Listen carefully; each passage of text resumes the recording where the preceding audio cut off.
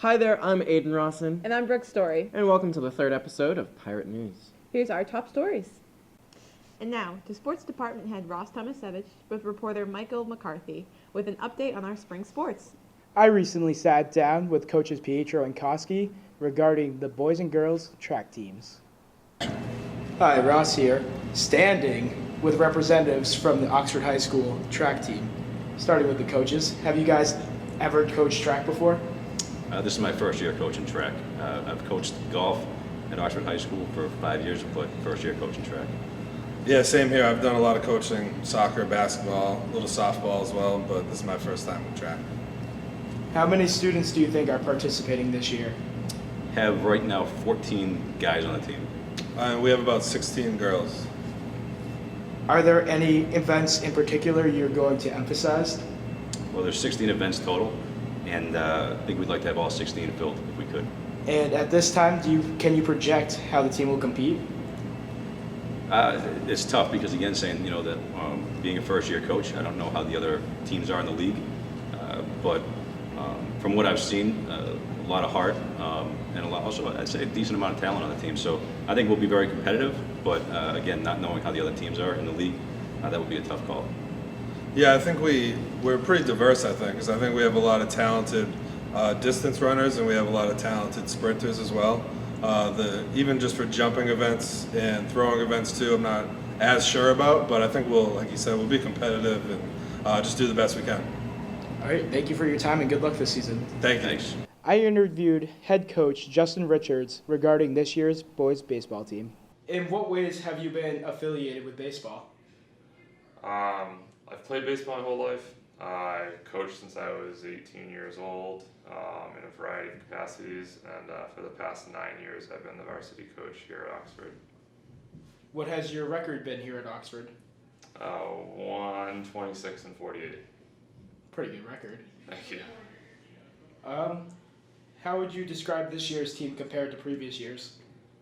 They're very unique. It's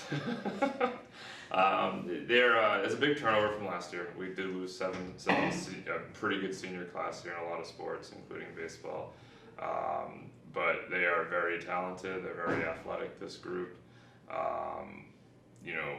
Except for maybe having to make up the experience that we've lost, I think they're working hard. I would describe them as just as talented as any team we've had here so far. Who do you think your toughest opponent will be this year? The toughest opponents will be Malden Catholic and Nauset. They're two teams from Eastern Mass that we specifically add to the schedule to challenge our kids to as much as they can be, and it's good to get the Oxford kids exposure outside of Central Mass, and we've been playing them for the past 3 or 4 years, and we have a pretty good relationship with both of them going, and they will be by far our toughest competition. For the past 5 years or 5 seasons, you've made it to the state finals. Can you project if you can get there again this year? I'd like to wait till we get onto a baseball field to start to say that. We've had a heck of a run. We've been very fortunate come June.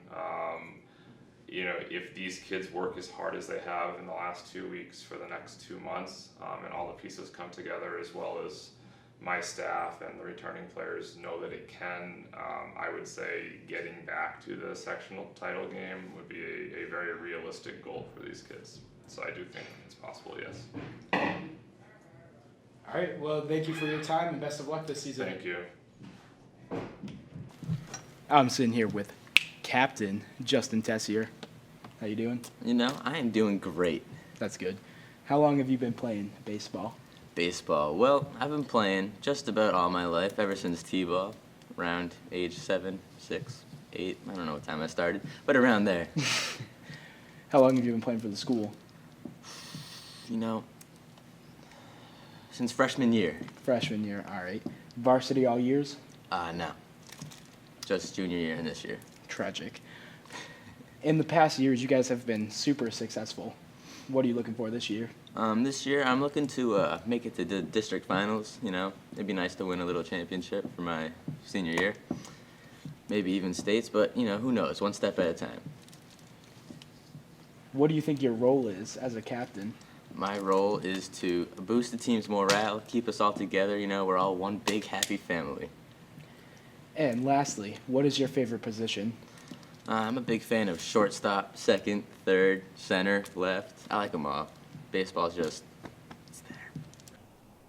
All right, let's turn to my sports staff member, Michael McCarthy, with his interview with Coach Heatherman.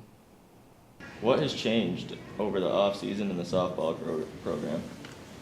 What changed was we went from a veteran team to a very, very young team. We graduated four or five seniors, and it's really like a rebuilding season for us with a lot of new young players. All right, next question. Who are this year's captains, and what do each of them bring to the team? This year's captains are Kylie Parmentier and Kayla Soto. Both have been 4-year starters, so they bring a lot of experience to the team. They were, as freshmen, they appeared in the district final against Grafton. So the experience is there. The leadership is outstanding. They're very dedicated to the sport. They enjoy the sport. I think the younger girls look up to them. Very, very happy, very excited to see their senior year, see how far they've come from a freshman year to the senior year, and it's their time to, be the leaders and to get the job done. All right, next question. What are your expectations for this season? Like I said, with an inexperienced team, a young team, with 3 starting freshmen, I can tell you we're gonna show up every day. We're gonna play competitively. We're gonna give it our best, and we'll see what happens after that. And now let's turn things over to Michael Warren with the story on the dodgeball tournament. Successful Student Council sponsored Oxford Middle and High School Dodgeball Tournament was held on Thursday, April 6th. The winners of the tournament were the Savage Squad from the middle school and Jelly Fam from the high school. Student Council is looking forward to putting the event on again next year. And now we're going to throw the dodgeball back to Michael Warren with his story on the Penny Wars. Last week, I had the honor of sitting down with NHS President Emily Strazala and Vice President Billy Sullivan for a brief interview about the Penny Wars. As of this broadcast, the Penny Wars status is as follows. First place, seniors with 1,345 points. Second place, freshmen with 653 points. Third place, juniors with 230 points. Fourth place, 8th grade with negative 145 points. And fifth place, sophomores with negative 345 points. As many of you may know, this past March we presented Mary Poppins the Musical under the direction of Mrs. Looney and Mrs. Reckowitz. After months of rehearsals and endless stress, we finally got a product to come together. Mary Poppins boasted the largest audience at a high school play in years. So we thank Mrs. Looney and Mrs. Reckowitz and everyone else who helped make this play for their valiant efforts, and we also thank the cast for helping put together a stellar production.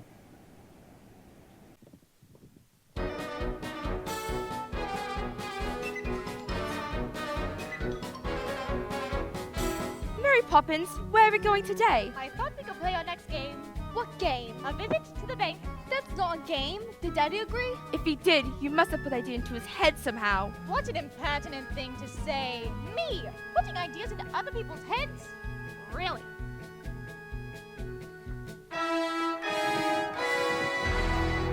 We will Step in time. We will step in time. Never need a reason.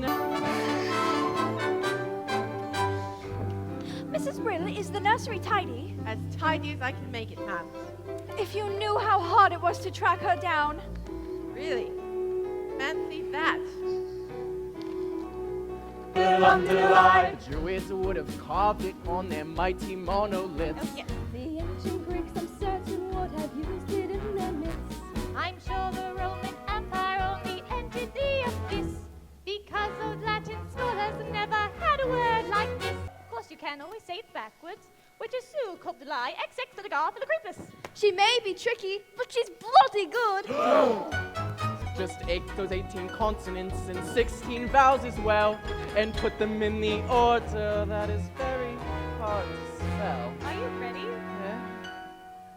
S-U-P-E-R. I guess he was. C-A-L-I-L. Only for you. R-A-G-I-L. I-S-T-I-C-E-X-P-I-A-L-I-D. O-C-I-O-U-S. Smarty Pants. S-U-P-E-R. C-A-L-I-L. R-A-G-I-L. I-S-T-I-C-E-X-P-I-A-L-I-D. O-C-I-O-U-S. S-U-P-E-R. C-A-L-I-L. R-A-G-I-L. I-S-T-I-C-E-X-P-I-A-L-I-D. O-C-I-O-U-S. S-U-P-E-R. C-A-L-I-L. R-A-G-I-L. I-S-T-I-C-E-X-P-I-A-L-I-D. O-C-I-O-U-S. I recently sat down for an interview with the cutest little 8th grader, Miss Ashley McGowan, on her clothing drive fundraiser with Cradles to Crayons. All right, so I'm here with Ashley McGowan. She's an 8th grader this year. Ashley, thank you for sitting down with me. So I just wanted to ask you a couple questions about your Cradles to Crayon Project 351 fundraiser. Can you tell me a little bit about it? So Project 351 is like a youth-led program that they get, there's 351 towns and cities in Massachusetts, and they get a representative from each of those towns to go, and they meet at a conference.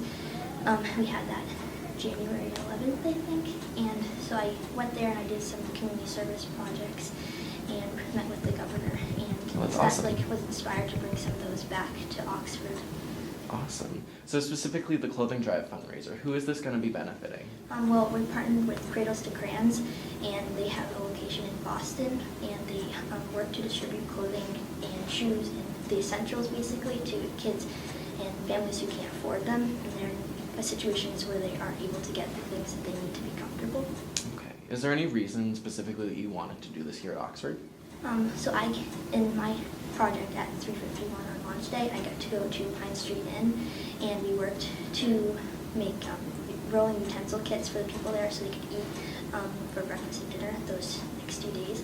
And I was really inspired with how much work just those small amount of people could make in that short amount of time, because we were only there for about 3 hours.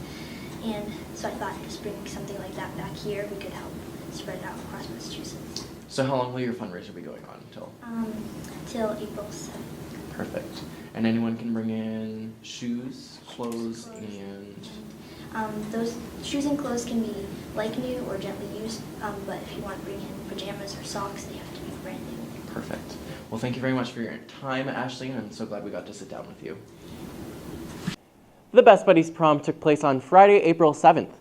Over 100 kids from Grafton High School were able to host our 30 Oxford kids from the Best Buddies chapter for this event. After dancing away the night and enjoying some yummy food and snacks, I can proudly admit that that was definitely, hands down, the best Best Buddies Prom that I have been to by far. I can also sadly admit that that was my last Best Buddies Prom, and I hope next year that I will still be able to make it out, as it is one of my favorite events that we do here at Oxford High School.